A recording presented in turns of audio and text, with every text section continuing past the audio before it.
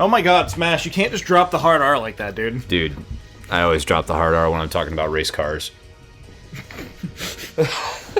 Good old palindromes. Yeah, dude. I'm all about NASCAR. Jesus. Welcome to Cyber Peacocking. What?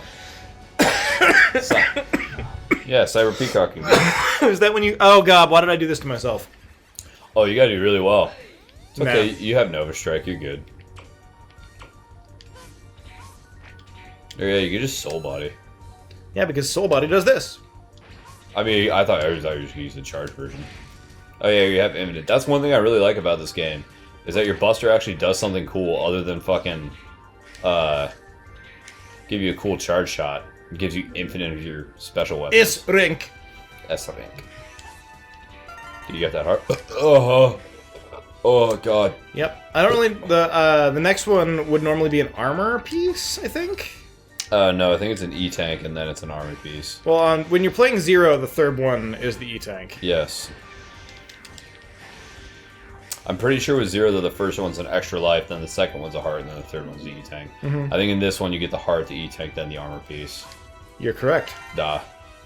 It's been So a I don't while. even need to worry about the third one because it's an armor piece. Yeah. But I'm going to try to do it anyway because I'm a weird person who You get the cares armor piece more. and it gives you the downgraded helmet or whatever. That'd be hilarious. I think you get the helmet in this level. I don't remember.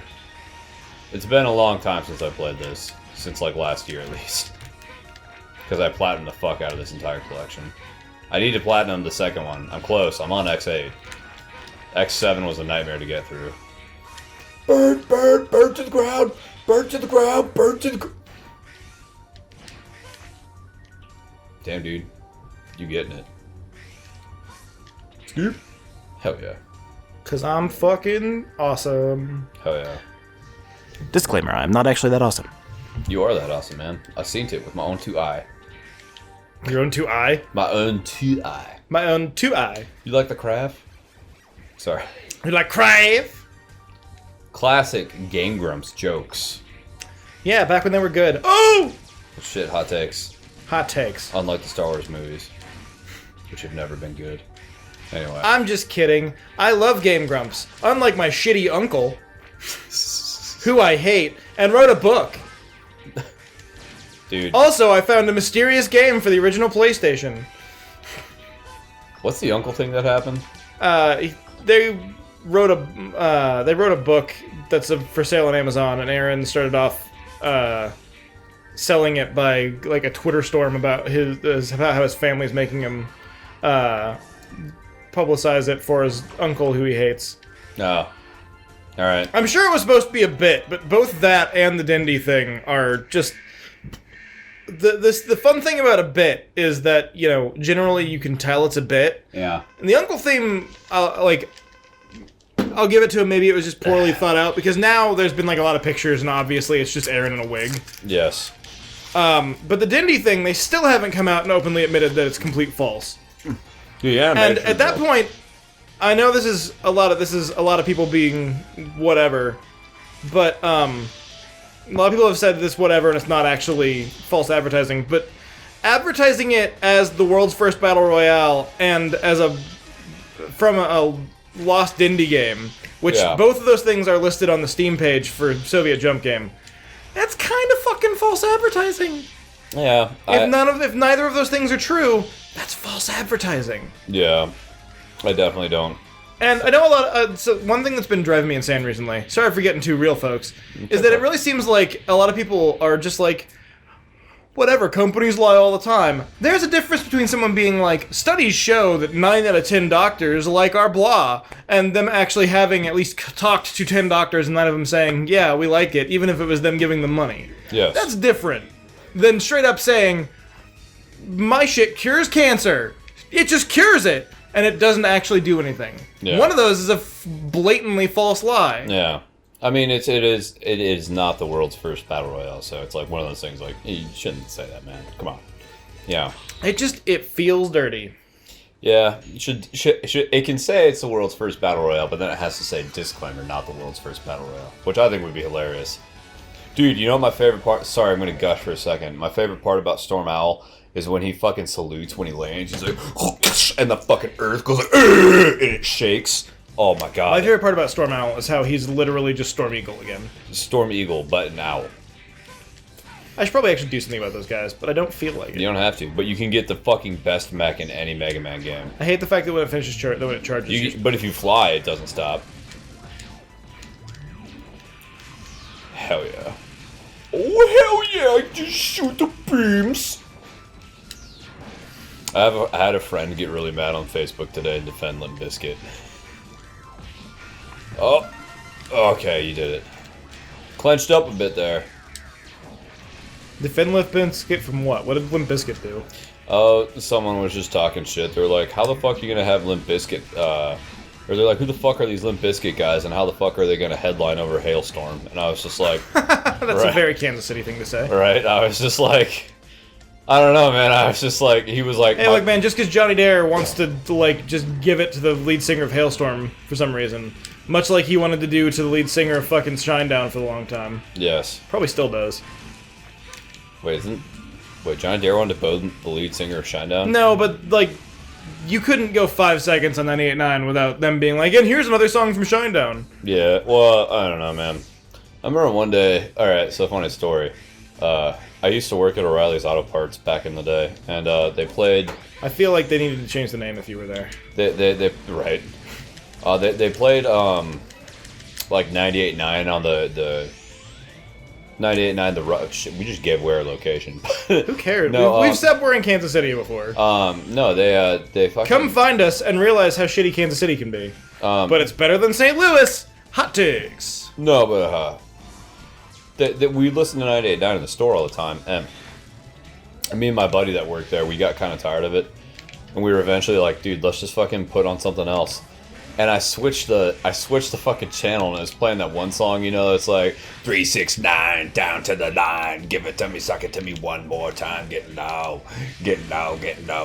from the window to the wall, the sweat drips down my balls. Yeah, you know that song. Mm-hmm. So anyway.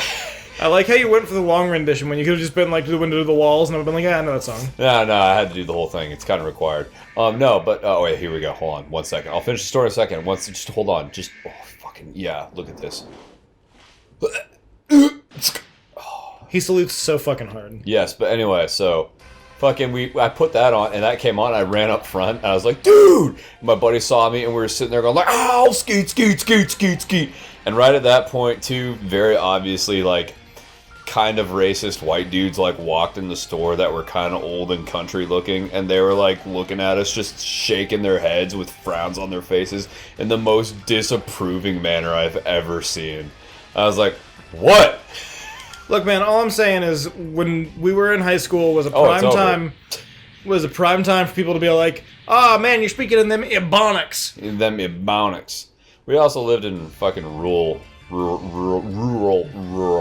I can't say that word. Yeah, rural Kansas City. Yeah, we fucking... You could drive like 5 seconds and be like, oh, hey, look, cows. And tobacco farms. Fun fact, my girlfriend and I actually went on a road trip, and we're like, hey, cows. The entire road trip. Hey, man, I drove from Kansas City to fucking Denver for a convention, and the most exciting part was driving through Kansas and seeing all the goddamn windmills. It wasn't all two weeds. It wasn't all two weeds you had in the... No, it was the windmills, because according to our president, I could sue for all the cancer I got from all the windmills. I never understood why they do this, because you don't actually have to fight him here. Like, you only have to fight him as Zero, which is fine, but... You don't fight him as Zero. You only fight him as X. As Zero, you get a cutscene. Oh, okay, maybe it's Zero I'm thinking of. So then why they have, like, I don't understand why they just do a cutscene with Zero then. I really don't. Because Colonel has a, like, emotional thing. Okay. Maybe it's because they made the Iris Heart super fucking hard. Iris fight super fucking hard. I mean, it's kinda hard. Dude, that fight is fucking crazy, okay? You just gotta do it right. There's a gem, she's in a mech, it's shitting out other infinite mechs. I realized I was like, man, I gotta dodge this shit. Oh wait, I've got the fucking I've got Infinite Nova Strike. I can just murder him. My favorite part about the Colonel is he's a robot that someone built to have a fucking giant metal red beard. Mm-hmm. I'm just like, who built this and why? Why are you the way you are, Colonel? There are Is it because you are the Repliforce, the most powerful army in history? I can't remember the name of the guy, but he's like on the Unraveled, where he's like, this guy was built specifically to bring harm to natural environments. I think it was Burn Man. Not killing people, still bad. It was either Burn Man or Torch Man. One of them though is like he's like Smokey the Bear if he was always on fire. Dude, are you gonna sneak the mech in there? I mean, is there another way to beat him? There's an achievement for that shit. Yeah. In motherfucker. Well, looks like it's over for you now. No, just kidding. Says you. Says you. Wow. No chili dogs? I'm out. Are we gonna have a fucking like Sonic Day when the Sonic movie comes out? Hell yeah. Like we're gonna like have chili dogs and just play Sonic games all day? Hell yeah. Play Sonic 06. Like, whoa, chili dogs. Invite fucking Tony over so we can just be like, long time no see. Long time. No see. Can we play Sonic Boom? Absolutely we can. We gotta play Sonic Boom. Sonic Boom, dude. Is there a Wii U somewhere? Yeah, we have. Grizz has one, right? Yeah, we have Wii U. Grizz has like every Nintendo. We have an N64 in here somewhere. I would love to play Sonic Boom because it's.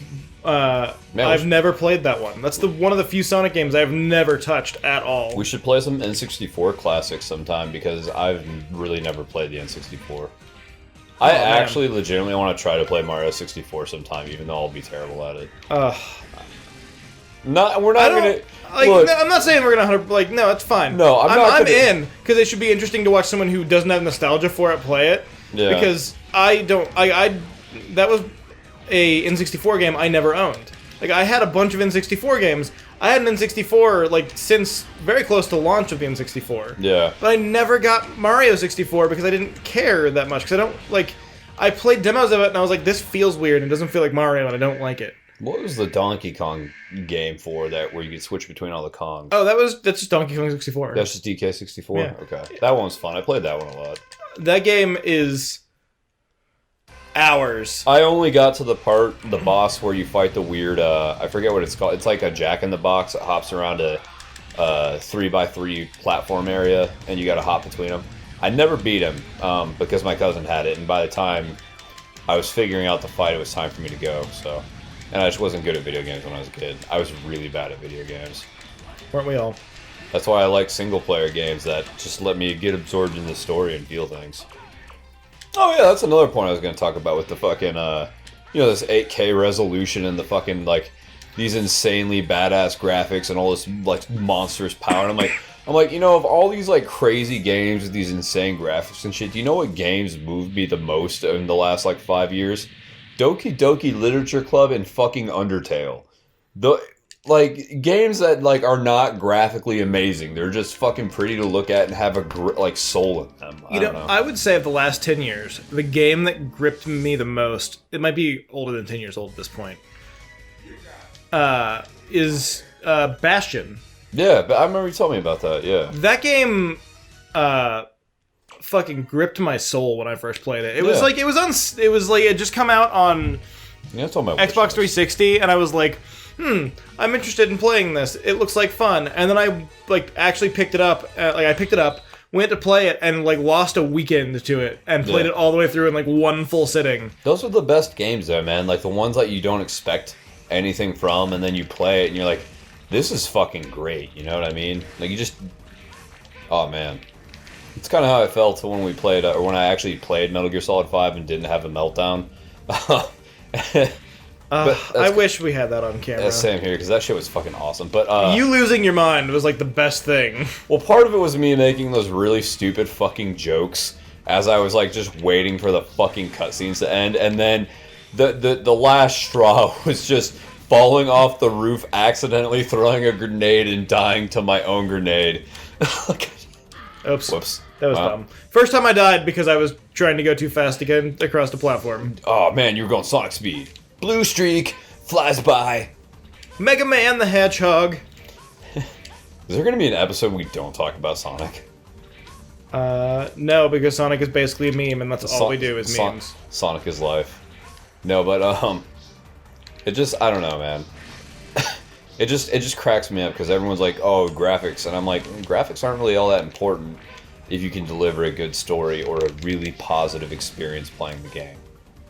Like, I mean, even God of War, I was like, man, these graphics are phenomenal, and the stages look great, but the combat kind of sucks. You know, I don't know. It just... I don't know, man. Well, it's like... A lot of games give you, like, choices at the end, and it was definitely a big thing when, like, Bastion came out, because that was, like, Mass Effect 1, Deus Ex Human Revolution time period, where, you know, you had, like, binary choices all the time. But, like, not to put, like... I know it's probably stupid, because this game is ancient as hell, and we've given spoilers for worst, but not to give a spoiler for it, but, like, the end of Bastion gives you, like, 2 back-to-back choices that if you've gotten invested in the world, feel like you are deciding, like, life and death. Oh, yeah. Because, like, if you get invested, and it's hard not to just because of the way the game is presented. Oh, yeah. Because, like, the entire time, like, no matter what you do, they had this, I forget, it was, like, adaptive narration, I think is the term that was used, where essentially there's, like, a narrator, wrong button. There's a narrator, no, I don't want to quit the game. Narrating everything you do. So, like, if you attack something, the game will be like, and then the kid attacked the big windbag. No, okay. Or he picked up his hammer. If you switch to a hammer, like, the game fucking knows, and had this guy narrate, like, thousands of lines of dialogue for everything you could possibly do. And it's, I've never been able to break it in multiple playthroughs. And so it gets you engrossed because it's basically this guy telling the story of the kid, and the kid is you. And I mean, like, to this day, the closing song for the game, which is called "Setting Sail, Going Home," like, chokes me up a little bit because of the feelings I had when I finished that game. Yeah, man. And that's the thing. That's the thing that sticks with you. It's never like these like big AAA releases that are like, oh, look at our fucking amazing graphics and subpar story, and you're like, that we had 60 different writers working on. Well, and that's the thing, though, is it's like you get these people, that's why AAA developers these days don't try to make interesting games anymore. They're much more interested in making microtransactions that they can milk out of you for their live-action garbage. I get you gotta make money, That's why it's like, I love the moment-to-moment gameplay in, like, Destiny 2, but every time I play it, I walk away feeling bad because I feel like... You know that feeling when you go to, like, the casino and drop, like, $20 in a slot machine? Yeah. And you're like, this was dumb, and I just gave money to people doing shitty things to exploit people for money, but I had fun, so it's kinda eh. Yeah. That's what I get when I feel away when I get done playing a live-action, or live service game, because it's like, I may have had moment-to-moment fun, but I've just given money and time to something that does not respect me, does not respect my time, and views me as a resource to be mined for more money. Yeah. It just, I walk away feeling bad. I walk away like you walk away from smoking a cigarette. You're like, it may have been satisfying at the moment, but now I feel like I've just contributed to something that's just going to slowly kill me. Yes. I know what you mean. And the fan base knows what you mean. And you know what else won't, or you know what won't slowly kill you, is coming back next time for another exciting episode of Filthy Casual Gaming. I'm not so sure about that. We haven't been proven not to give you cancer, so we'll see you then. I mean, they did prove that blue light isn't what keeps you awake at night. It's just screens in general. And it's the fact that you know I'm watching you as you lay there and sleep. I'm always watching you. And when he's not watching you, I am. But mostly I take responsibility during the sexy parts. So if you're, like, jacking it real quick to some of the dirty, like, stepsister porn, I know. But I don't watch that. But I watch you do that. I know you watch that Dylan Vox video. Freddie watches you do that. I just sit here and I like it. I just watch you sleep because I think that's kind of creepier. But okay, see you next time.